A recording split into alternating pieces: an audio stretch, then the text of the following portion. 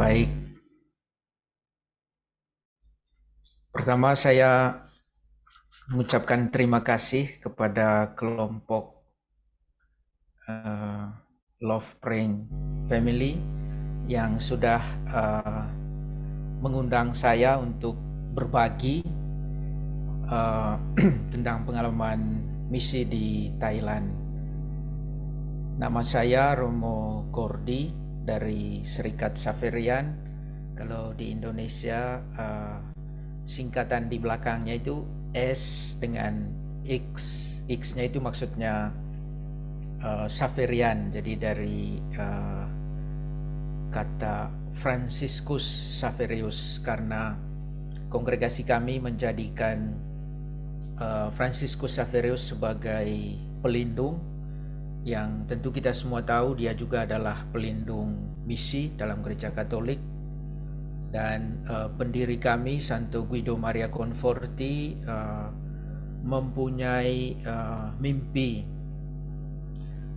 untuk melanjutkan misi dari Santo Franciscus Saverius menuju ke Pulau Cina, tetapi kita tahu bahwa Franciscus Saverius meninggal sebelum tiba di Cina, sehingga ketika pendiri kami Santo Guido Maria Conforti dari kota Parma, Italia, membaca kisah Santo Franciscus, dia mengatakan, saya ingin mendirikan kongregasi dan saya akan memberi nama Franciscus Saverius, bukan Guido Conforti. Maaf sebelumnya, apakah suaranya sudah bagus atau? Bagus, Romo, silakan. Bagus ya, ya kita lanjutkan. Jadi dari tahun 2018 saya tiba di Thailand untuk bekerja di sini. Sebelum di Thailand sempat di Filipina selama 10 bulan, kemudian sebelumnya lagi di Italia karena belajar teologinya di Italia. Tentu sebelumnya di Indonesia, di Jakarta dan di Jogja. Saya kira itu saja yang perlu saya sampaikan dalam perkenalan. Dan saya termasuk imam balita, ditabiskan tahun 2017 yang lalu, sehingga sebagai seorang balita pasti hidupnya masih bergantung kepada orang lain, kepada ibunya. Tapi karena saya sebagai imam balita, maka saya juga ingin tetap menjadi imam balita yang menggantungkan hidupnya hanya pada Allah. Jadi Allah lah tanda kutip ibu saya dalam pengembaraan ini. Saya kira hanya sampai di sini saja perkenalannya. Mungkin kita pertanyaannya nanti mungkin disatukan saja. Sekarang kita masuk ke bagian presentasinya. Saya mohon maaf sebelumnya karena kalau saya lihat di YouTube-nya grup kita ini, ya dari romo-romo yang diundang itu sebagian besar mengajarkan sesuatu, dalam arti memberi pengajaran. Saya agak berbeda karena saya bukan seorang dosen, jadi saya hanyalah imam yang bekerja di lapangan. Maka yang bisa saya bagikan ya mungkin bukan pengajaran tapi pengalaman, karena itulah ladang saya. Ladang saya bukan di kelas tapi di lapangan.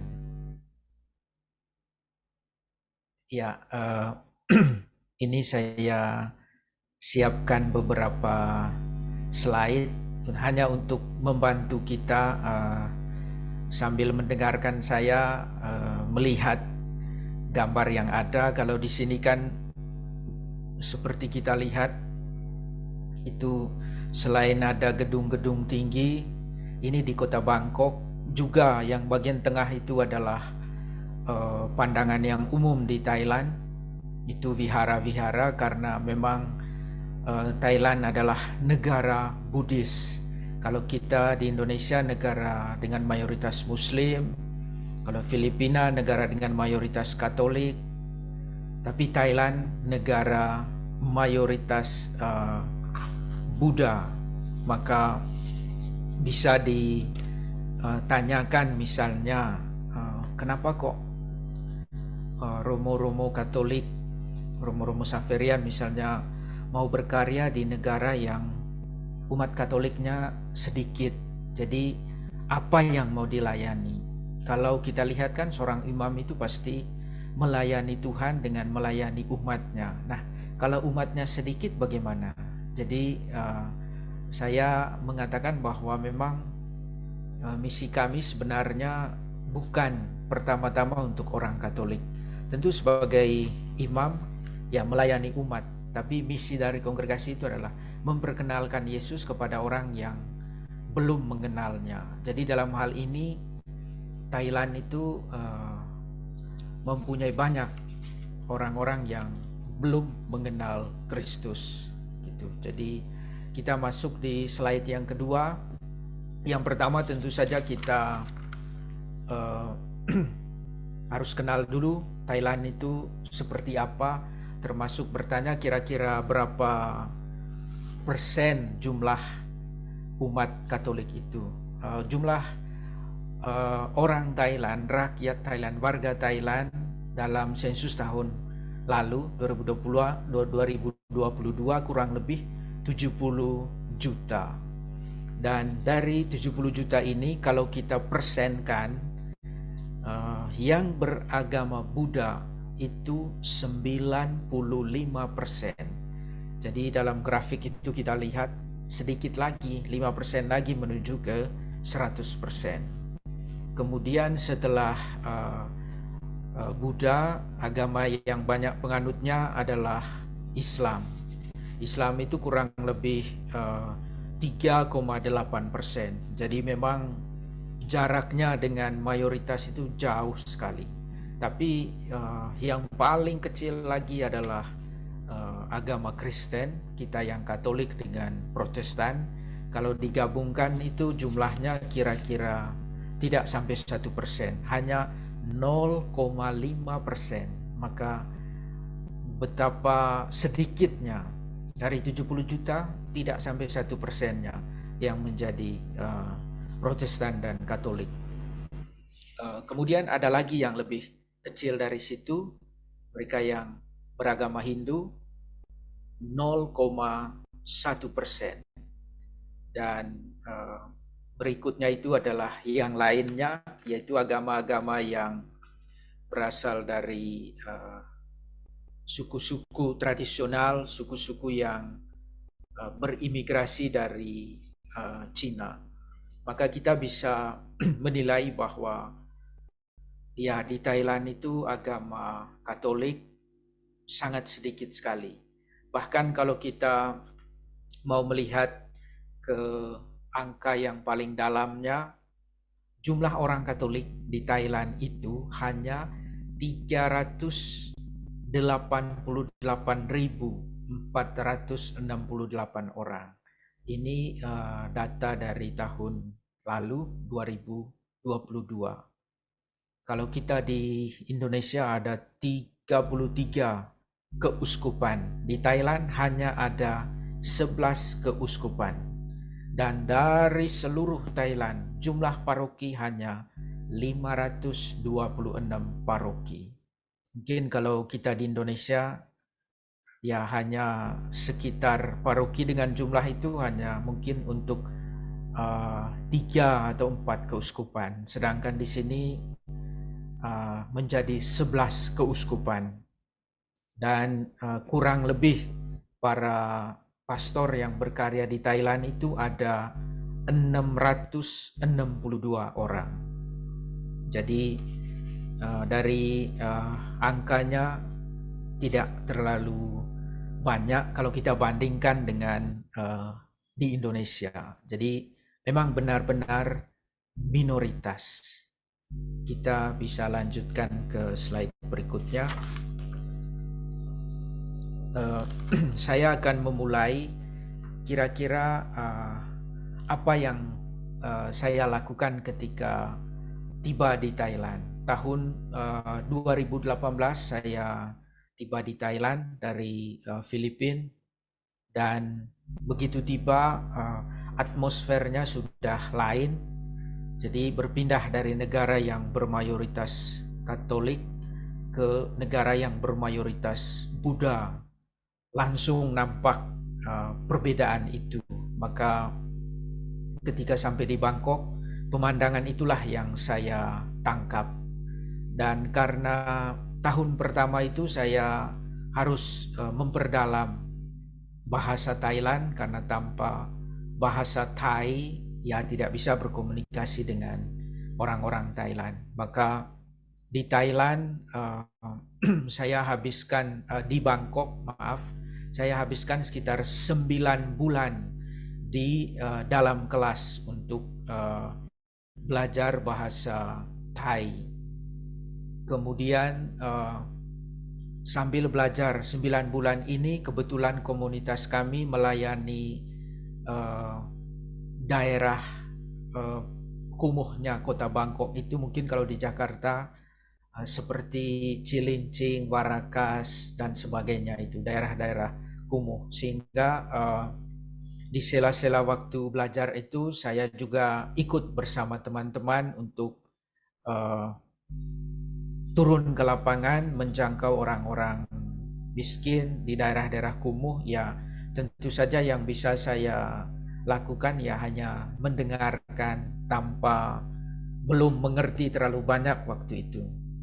Jadi hanya betul-betul untuk merasakan atmosfer karya sosial di kota Bangkok itu sendiri. Karena memang ya tidak banyak yang bisa kita lakukan kalau kita belum bisa mempelajari bahasa Thailand itu sendiri. Maka sambil belajar bahasa dari Senin sampai Jumat, kemudian Sabtunya kalau tidak banyak tugas bisa ikut dengan teman-teman kami yang lain yang turun ke daerah-daerah kumuh itu untuk membantu mereka, membantu masyarakat lokal. Ya kadang-kadang mengantarkan mereka ke rumah sakit, kadang-kadang membereskan administrasi anak-anak mereka yang dalam tanda kutip kadang-kadang ya tidak bisa sekolah, atau kadang-kadang memang tidak mau sekolah dan sebagainya. Jadi kami hanya membantu melayani seperti itu.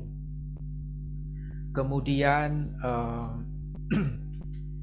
setelah kita bisa maju ke slide berikutnya, inilah kurang lebih pemandangan di daerah kumuh yang bernama Klong Thei. Jadi kalau di Bangkok dengar kata ini, sebagian besar warga Thailand atau juga orang asing yang sudah lama berada di kota Bangkok itu kayak seperti jijik gitu, karena memang daerah ini daerah miskin, daerah kumuh, dan ya banyak ininya juga lah, seperti orang-orang mabuk dan sebagainya, yang sebenarnya ya itu kan hanya ketakutan. Kita biasanya juga sebelum masuk, kalau kita hanya mendengar kesan orang, kita kadang-kadang takut duluan. Tapi sebenarnya kalau kita masuk di sini ya mabuk itu memang bagian dari budaya mereka.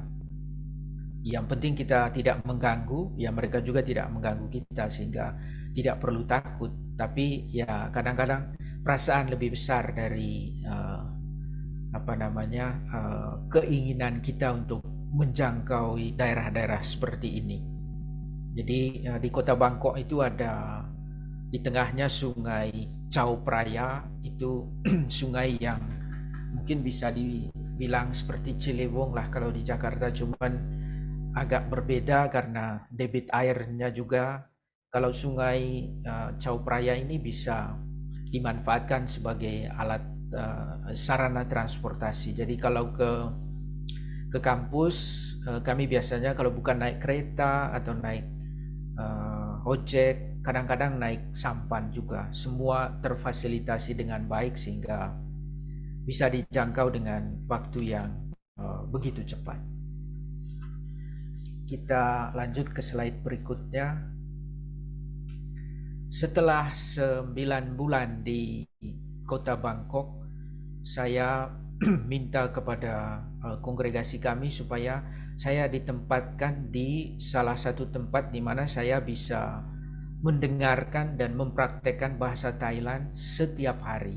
Karena komunitas kami di Bangkok itu terdiri dari para romo dan juga para volunteer sukarelawan dari berbagai negara. Jadi kami tidak punya kesempatan untuk mempraktekkan bahasa Thailand secara 100%. Ya, sesama orang asing tentu saja kita tidak bisa mengharapkan bahasa Thailand yang perfect, karena cenderungnya kalau bukan bahasa Inggris, bahasa Perancis atau bahasa Itali. Sehingga saya minta supaya saya dikirim ke tempat di mana hanya bisa berbicara bahasa Thailand. Maka kongregasi mengirim saya kepada keuskupan di daerah utara, dan saya ditempatkan di satu paroki bersama dengan 2 pastor projo yang bekerja di paroki, dan juga kebetulan paroki punya sekolah.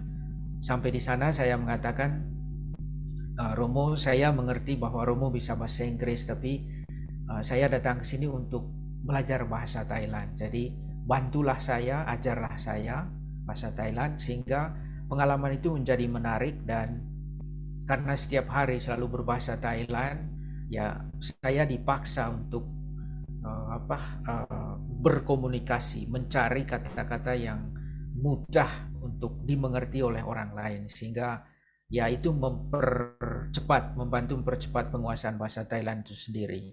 Dan kami di bagian utara ini, Thailand ini, punya 2 komunitas, satu di komunitas paroki, kemudian satu di salah satu kota yang namanya Umpang. Itu baru dirintis kapelnya. Yang foto pertama ini sebuah gereja baru, dan kami baru saja resmikan ini bulan Desember tahun 2022 kemarin. Kebetulan ini adalah rombongan dari teman-teman Thailand yang membantu membeli tanah dan juga mendirikan gereja ini. Sehingga setelah peresmian dengan Bapak Uskup, dengan pemerintah kota setempat di pagi hari, sore hari kami merayakan misa bersama. Saya di sini sebenarnya hanya tamu karena saya membantu teman saya yang di samping saya itu juga romo dari Indonesia. Dialah perintis di kota ini, kota yang dilabeli sebagai kota merah karena dulunya banyak dihuni oleh kelompok-kelompok komunis. Dan satu lagi paroki yang memang sudah dibangun oleh romo-romo projo, kemudian kami hanya melanjutkan mendirikan sebuah gereja baru yang lebih besar karena jumlah umatnya bertambah pesat. Nah, umat kami itu sebagian besar berasal dari imigran dari Myanmar. Ada yang sudah mendapatkan kewarganegaraan Thailand, tapi ada juga yang belum. Selain itu kami juga melayani orang-orang Myanmar karena kami berada di perbatasan yang mengungsi ke Thailand. Jadi karena di sana mereka mengalami perang, maka mereka mencari cara untuk menyelamatkan diri. Jadi mengungsi ke seberang karena di daerah perbatasan, sehingga kami juga melayani. Foto yang kedua di bawah ini adalah anak-anak dari keluarga Katolik yang berasal dari Myanmar. Saya biasanya merayakan misa juga di kelompok ini. Kebetulan ada 35 kelompok Katolik, keluarga Katolik dengan anak-anak mereka. Sekali 2 minggu atau sekali sebulan merayakan misa, karena saya tidak bisa berbahasa Myanmar, sehingga saya merayakan misa dalam bahasa Thailand, kemudian khotbah diterjemahkan dalam bahasa Myanmar oleh katekis kami. Maju ke slide berikutnya. Selain pelayanan untuk orang-orang Myanmar yang beragama Katolik, kami juga melayani pengungsi Myanmar yang banyak sekali jumlahnya di sekitar paroki kami itu, sehingga kami membantu di sekolah-sekolah. Kemudian membantu juga tanda kutip sebagai karya sosial, khususnya membantu keluarga-keluarga miskin ini. Dan ya, saya di bagian utara itu sebenarnya mengajar juga di 3 eh, sekolah SD di pegunungan, tapi karena di situ sekolah itu milik pemerintah Thailand. Sehingga saya juga mencari waktu untuk masuk ke sekolah-sekolah yang didirikan oleh kelompok-kelompok atau yayasan dari Myanmar, tapi berada di teritori Thailand. Seperti dalam foto pertama ini, karena ini menjelang Natal, kami menerima bantuan dari teman-teman di Bangkok berupa pakaian, susu, makanan, kemudian ada selimut juga. Ini daerah pegunungan jadi agak dingin. Maka kami membagikan ke sekolah-sekolah untuk para guru, untuk anak-anak dan sebagainya. Kemudian bagian bawah itu adalah foto. Kalau kita melihat di Thailand itu ada orang-orang yang di pipinya ini ada bedak khusus. Ini bukan untuk gaya-gayaan, tapi punya fungsi untuk melindungi kulit dari cahaya matahari. Dan ini obatnya ini obat tradisional dari khas Myanmar, sehingga setiap kali mereka keluar rumah selalu memakai ini. Dan ini menjadi rupanya bukan hanya pelindung dari matahari, tapi juga menjadi bagian dari budaya mereka.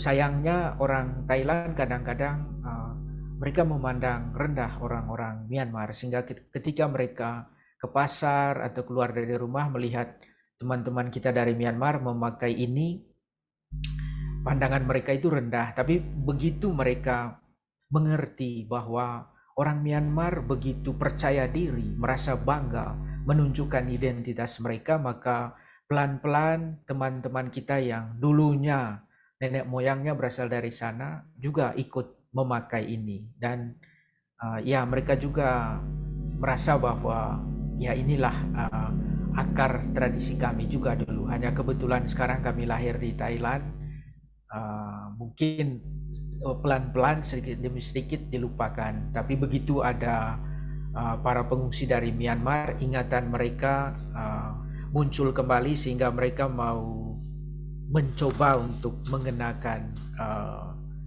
atribut yang sama. Jadi pengalamannya kurang lebih seperti itu. Kemudian refleksi terakhirnya, mungkin lanjut dengan slide terakhir. Saya memilih 2 gambar ini. Pertama tentang pembaptisan. Kalau kita berbicara tentang misi, yang kita ingat itu kan ya dari kutipan Injil ya. Misalnya bagian akhir dari Injil Matius itu mengatakan, pergilah ke seluruh dunia, baptislah mereka dalam namaku, dalam nama Bapa, Putra, Roh Kudus itu. Jadi misi diibaratkan atau tidak bisa dilepaskan dari konteks pembaptisan. Maka pertanyaannya, bagaimana dengan misi di Thailand? Apakah kami membaptis orang di sana? Ya, kita tidak perlu menolak, karena sabda itu kan dari Yesus sendiri, perintah itu dari Yesus sendiri.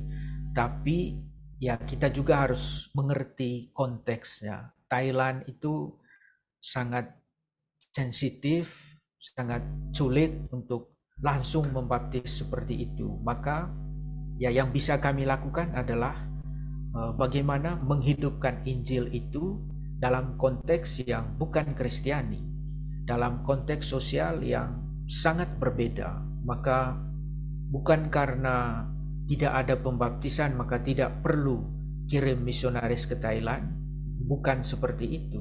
Justru Injil itu bisa diwartakan bukan hanya di gereja, tapi juga di luar gereja. Maka saya memilih gambar yang kedua ini saya bayangkan seperti seorang pastor yang sedang berjalan di luar, tentu saja keluar dari gerejanya, keluar dari komunitasnya, keluar dari parokinya, dan mengunjungi orang-orang yang ada di sekitarnya. Kalau dalam konteks negara Katolik mungkin mengunjungi umatnya, tapi dalam konteks negara yang bukan Katolik ya mengunjungi orang-orang, menyapa orang-orang yang dia jumpai di jalan. Maka seorang gembala yang memang berpastoral di jalanan atau berpastoral di pasar, maka jangan membayangkan bahwa Injil itu hanya bisa diwartakan di dalam gereja, bisa diwartakan dalam paroki, tapi bisa juga karena Injil itu kan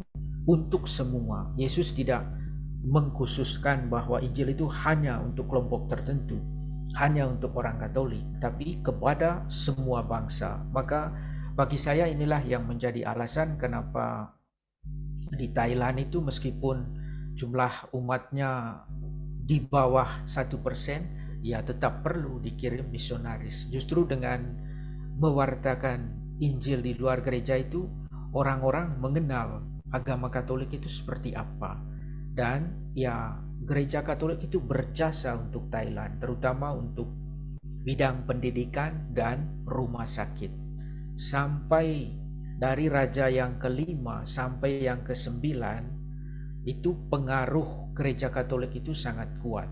Raja yang kelima itu mengundang para misionaris Prancis untuk membuka dan memulai pendidikan di Thailand. Maka anak-anaknya juga cucu-cucunya dikirim ke sekolah-sekolah Katolik yang waktu itu didirikan dan dikelola oleh para pastor dan para suster yang sebagian besarnya dari Prancis. Kemudian raja juga meminta supaya para misionaris ini mengajari orang-orang Thailand termasuk keluarga kerajaan bagaimana cara merawat kesehatan. Maka mulailah dirikan klinik, mulailah dirikan rumah sakit. Sampai sekarang rumah sakit terkenal dan salah satu yang terbaik di kota Bangkok itu rumah sakit Katolik. Kemudian universitas juga yang kualitasnya ya tidak beda jauh dengan universitas paling top di Thailand itu adalah Universitas Katolik. Maka kalau dibilang karya di Thailand tidak berbuah, karya misi, tentu kalau dihitung dari berapa jumlah baptisan baru, ya bisa dibilang tidak berbuah. Tetapi buah misi itu kan bukan hanya pembaptisan. Ketika masyarakat itu dipengaruhi atau diinspirasi oleh nilai-nilai Injili, itu sudah menjadi buah yang memuaskan. Saya kira sekian saja dari saya. Saya tidak bisa berbicara lama-lama, ya mungkin ada pertanyaan dan sebagainya. Terima kasih sudah sabar mendengarkan saya. Terima kasih Romo Gordi atas sharing iman, pengalaman hidup yang luar biasa untuk menjalani seorang misionaris di Thailand. Untuk Bapak Ibu, dipersilahkan jika ada yang mau bertanya kepada Romo Gordi.